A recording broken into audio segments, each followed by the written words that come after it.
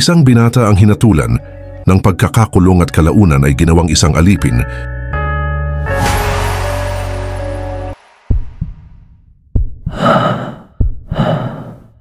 Sa loob ng madilim na piitan, tiniis niya ang matinding hirap hanggang sa kinuha siya ng mga adventurer upang gawing alay sa kanilang paglalakbay laban sa mga halimaw.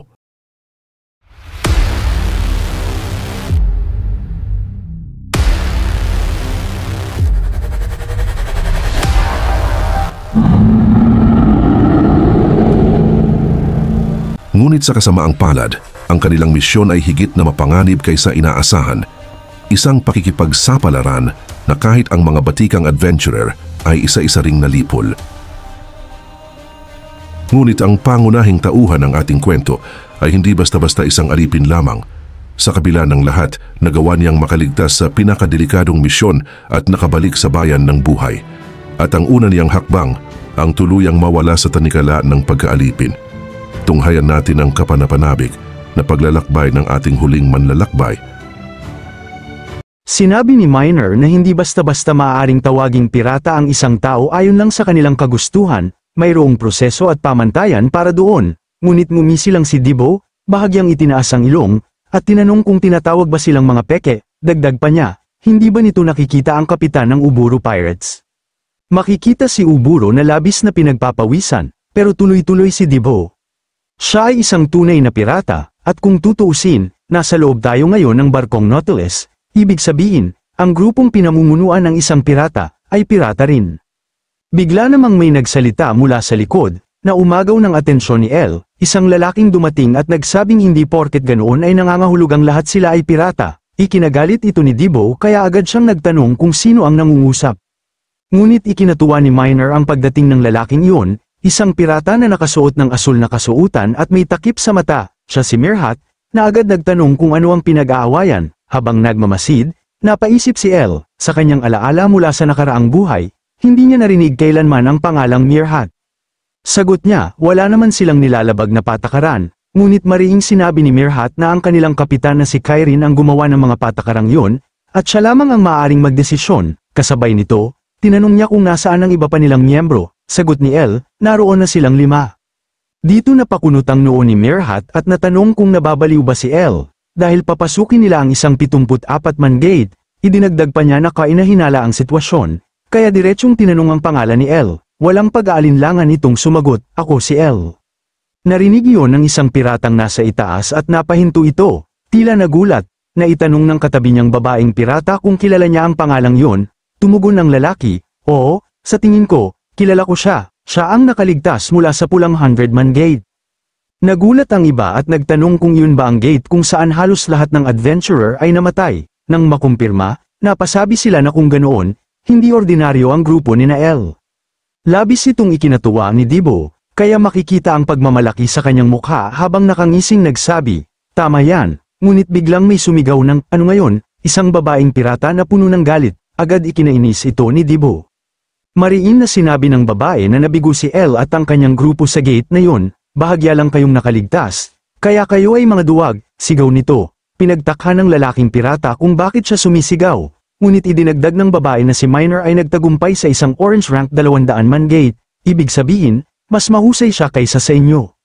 Ngunit huminto si Miner at malamig na sinabi, huwag nyo nang gawing malaking bagay. Habang nagmamasid, napangiti si Mirhat, kaya pala, ikaw ang pinag-uusapan ng lahat, sabi niya kay El. Hindi na lang silang dalawa ni Miner ang magkasundo, dahil siya ang kumuha ng wanted poster at siya ang dapat magkaroon ng prioridad sa gate. Gayunpaman, bakit hindi na lang ibigay ang natitirang 69 na slot sa iba? Sagot naman ni Dibo, hindi nila gagawin yun. Bigla naman sumang-ayon si El kay Mirhat, bagay na ikinagtaka ni Dibo, ngunit agad ipinaliwanag ni El na 100,000 meso bawat tao ang halaga, at 10 slot lang ang maibibigay niya. Di naglaon, sa isang silid, narinig ang isang pirata na nagtanong kung seryoso ba si El sa pagbili ng slot sa gate. Dagdag pa nito, mamamatay rin naman sila kaya mas mabuting maghintay na lang at pumasok. Sinagot ito ni Miner habang binibilang ang pera niya, na naghahanda lang siya sakali, dahil magiging masama kung magpasya silang tumakas para mabuhay. Natanong naman ng pirata kung paano ang kanilang kapitan na si Kieran. Ngunit mariing sagot ni Miner na wala na siyang oras. Gagawin niya ito at magmamakaawa na lang para mapatawad, at sa malupit niyang tingin, idinagdag pa na hindi niya hahayaang makuha ang gate ng kahit sino paman, anuman ang mangyari. Lumipat ang tanawin kay Ralph na naiinis na nagtanong kung bakit ganoon ang naging desisyon ni Elle. Dahil 10 slot lang ang ibinigay sa 69 na bakante, malulugi siya ng 5,900,000 meso, dagdag pa niya, mas mabuting sabihin na lang sa mga pirata na binago nila ang kanilang desisyon, ngunit tutol si Kiri, dahil kapag ginawa nila yon, masyadong maraming tao ang papasok. Pinaalala rin niya kay Ralph ang tungkol sa mga tagasunod ng Black Magician. Galit na sigaw ni Ralph, sino ba ang may pakialam, sisirain din naman natin sila. Ngunit alam ni Elle na hindi niya maaaring baguhin ang isip niya. Dahil ang layunin ng mga tagasunod ay patayin si Miner, ang ikalawang disipulo ni Captain Kieran, sa loob ng Eagle Eye Gate. Doon din namatay ang unang disipulo sa nakaraan, kaya't nang mabalitaan ni Kieran ang pagkamatay ng ikalawa, labis siyang nagulat at tuluyang humiwalay sa lahat. Ang pagkakataong yun ay ginamit ng mga tagasunod ng Black Magician upang sirain ang mga pirata ng Nautilus, bagay na nangyari 2 taon mula ngayon, ngunit sa pagkakataong ito, buo ang loob ni Elle na hindi na mauulit ang parehong trahedya. Naisip din ni Elle ang impormasyong nakuha niya, kamakailan lang naglipat ng malaking pera ang Merchant Union sa Nautilus. Ibig sabihin, nagpapatuloy ang kanilang mga plano, kailangan niyang manatiling nangunguna sa kanila, at limitahan ang papasok sa gate upang masiguro ang kaligtasan ni Miner. Habang iniisip ito, nakita ang nagliliwanag na bagay sa sisidlan ni Elle. Napaisip siya na dapat niyang bawasan ang paggamit ng kanyang mana, at hindi na maaaring maulit ang mga pagkakamaling nagawa niya noon.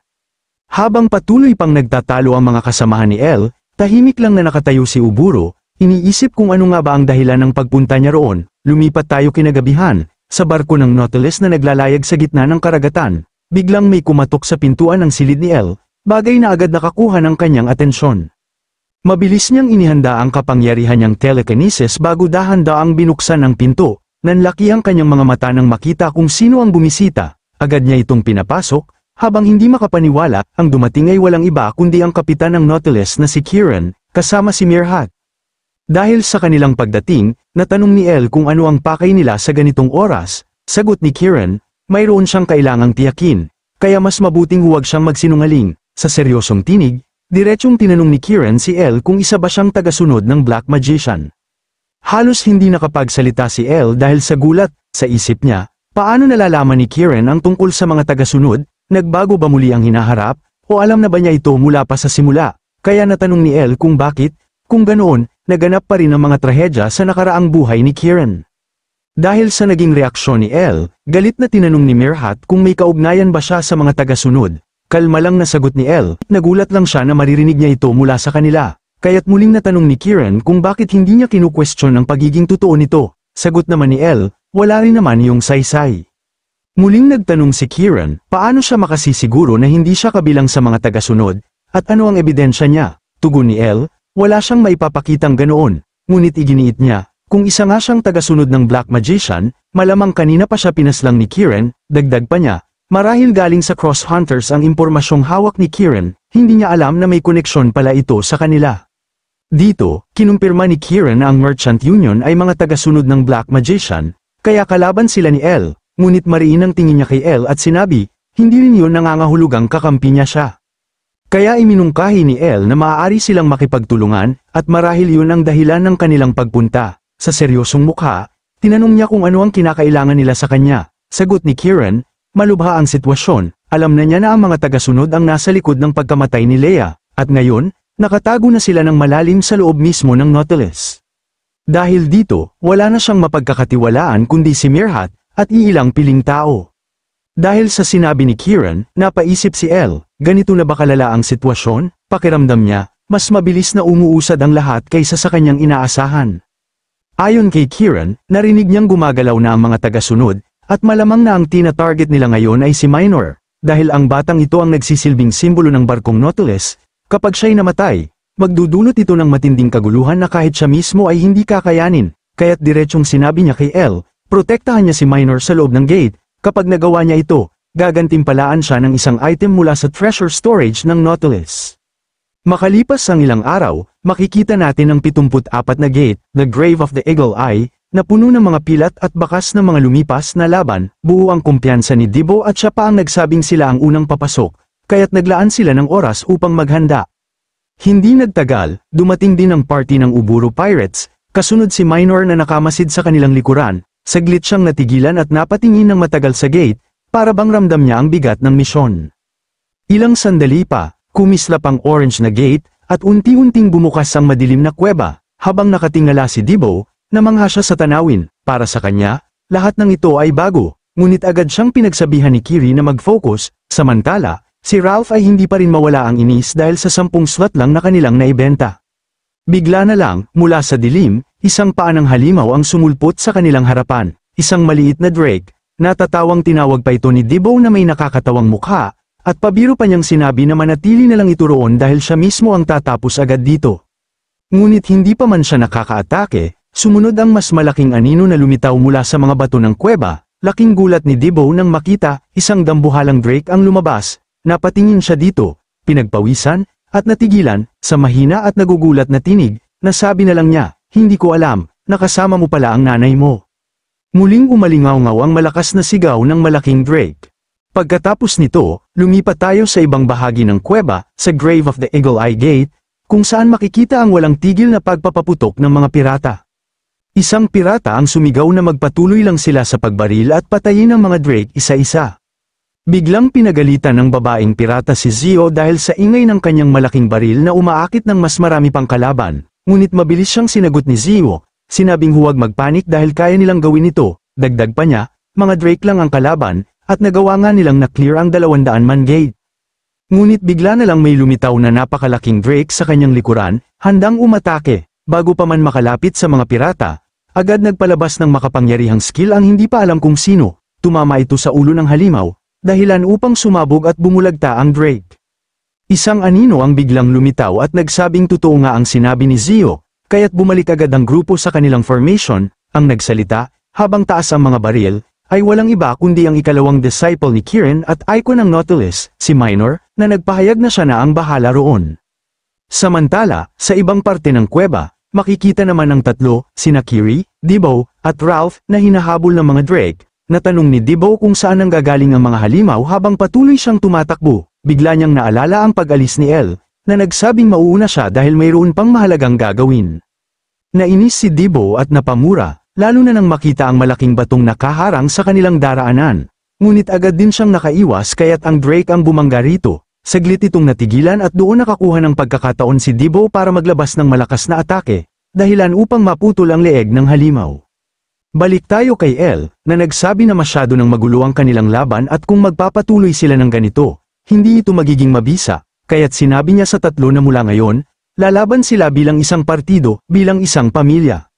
Nagulat ang tatlo, lalo na nang idinagdag ni El na si Debo ang gagawa ng unang galaw, siya ang pupunta sa frontline at lilikha ng kaguluhan, sunod-sunod na pinakawalan ni Debo ang kanyang mga atake sa lahat ng drake na madaanan niya. Dagdag pa ni El, hindi mahalaga kung hindi agad makakapatay si Debo, basta't makapinsala siya sa kalaban, ang layunin niya ay patuloy na umatake.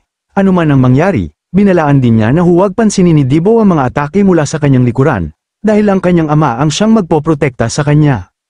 At totoo nga, nang may sumulpot na drake sa likod ni Debo, agad itong sinalubong ni Ralph, habang inaangat ang kanyang kamay, sinabi niya kay Debo na magtiwala lang sa kanyang ama. Nainis si Debo at pasiga na sinabi kay Ralph na manahimik na lang. Base nga sa sinabi ni El, siya ang magiging kalasag ni Debo, kalimutan nito ang sarili niyang combat techniques, dahil mula ngayon, poprotektahan niya si Debo anuman ang mangyari. Bumalik tayo sa kuweba, kung saan si Debo at Ralph ay napapagitnaan na ng dalawang sumusugod na drake, biglang inapak ni Ralph ng napakalakas ang kanyang paa sa lupa. At napasabi sila na agad silang magpatuloy, pagkatapos nito, makikita ang sunod-sunod na pagpapakawalan ng kanilang mga atake laban sa mga halimaw.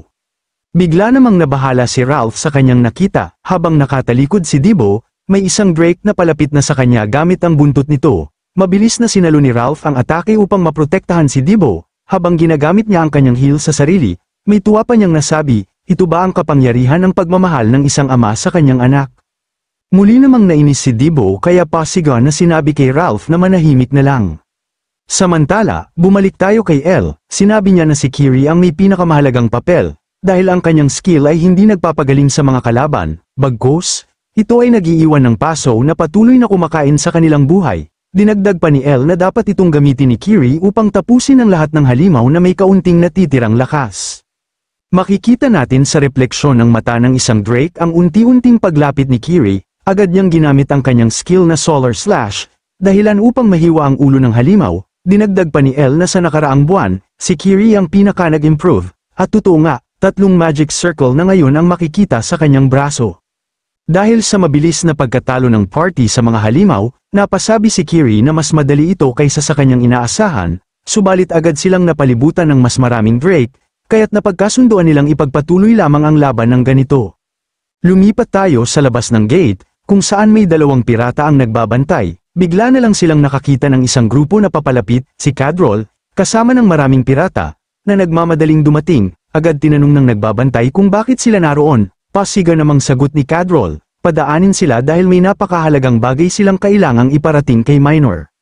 Balik naman tayo sa loob ng kuweba, kung saan makikita ang ulo ng isang patay na Drake, na sabi ni Zio na magaling ang ginawa ni Minor, ngunit sagot nito'y simpleng, wala lang yun, magpatuloy na tayo. Ngunit biglang inagaw ng isang babaeng pirata ang kanyang atensyon, ipinapakita ang kanilang nakuha, isang mana stone, hindi pa man siya natatapos magsalita. Biglang tumama ang isang fire arrow sa kanyang katawan. Nabigla si Minor at nanlaki ang mga mata, hindi rin makapaniwala ang babaeng pirata at natanong na lamang kung ano ang nangyayari. Habang umuubo ng dugo ang tinamaan, makikita ang isang kamay na gumagamit ng telekinesis upang kontrolin ang fire arrow at ipapanapa ito sa iba pang pirata. Bago pa man matamaan ang isa, agad siyang sinagip ng kanyang kasamahan na si Zio. Pasiga pa nitong tinawag si Minor. Agad ding gumanti ng atake si Minor gamit ang kanyang baril, at habang nagpapaputok, nasabi niyang alam na niya ito, sa kanyang malakas na atake, nagawa niyang wasakin ang fire arrow. Bigla na lang may isang kulay pulang ilaw na sumulpot sa likuran ni Minor, nalabis itong ikinabahala, kaya agad siyang napalingon at ginamit ang kanyang malakas na skill na tinatawag na Magnum Shot, sunod-sunod na umulan ng bala, at biglang lumiwanag ang buong paligid habang tumatalsik ang mga bato dahil sa kanyang pag-atake. Sa gitna ng kaguluhan, may nakita siyang isang item na nagpapalabas ng kulay pulang liwanag, lalo itong ikinagalit ni Minor, habang nagpapakita ng nakakatakot na mukha, napasigaw siya, ang bastardong ito, magpaliwanag ka. Sa kabilang banda, makikita natin si Elle na hawak-hawak ang kanyang nag-aapoy na staff, mula sa kanyang mata, kumikislap ang isang nagliliwanag na item, sa malamig na tinig, na sabi niya, naglilinis lang ako. Agad niyang pinakawalan ang kanyang malakas na apoy na skill, sunod-sunod na fire arrow ang bumagsak mula sa ere, diretsong papunta sa mga pirata, dinagdag pa niya na manatili lang ang lahat sa pwesto, dahil tatapusin niya ito ng mabilis. Samantala, lumipat tayo kay Uburo, bigla siyang napasigaw habang nagsasabi na parang nakalimutan na siya ng lahat, naalala niya ang sandali noong sila ay hinahabol ng mga Drake, at iniwan siya ni Dibo, napatanong tuloy siya kung bakit pa siya isinama dito, kung hindi dahil sa maliit na butas sa kuweba, patay na sana siya ngayon. Ngunit nasabi rin ni Uburo sa sarili na hindi siya maaaring magtago roon habang buhay, dahil kung makakalabas ang iba sa gate, tiyak na may iwan siyang nag-iisa sa loob. Nang mapansin niyang tahimik na ang paligid ng butas, agad siyang lumabas at nagsimulang maglibot sa kuweba, habang nagtatago sa isang creek, napaisip siya, isa akong two-circle adventurer, hindi ako basta mamamatay ng ganito kadali. Di kalaunan, sa kanyang paglalakbay, natagpuan niya ang ikalawang gate.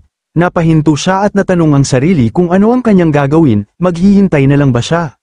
Ngunit bigla siyang may napansin sa kanyang balikat, isang nilalang, nabigla siya at napatumba sa lupa. Subalit napansin niyang ito pala ay ang alagang pet snail ni Elle, natanong niya ang nilalang kung ano ang ginagawa nito roon. Hindi sinasadyang nahawakan ni Uburo ang ikalawang gate, at agad itong gumawa ng tunog. Habang siya'y nagtatanong kung ano ang nangyayari, bigla na lang siyang hinigop ng gate. Napasigaw siya ng malakas bago tuluyang nawala.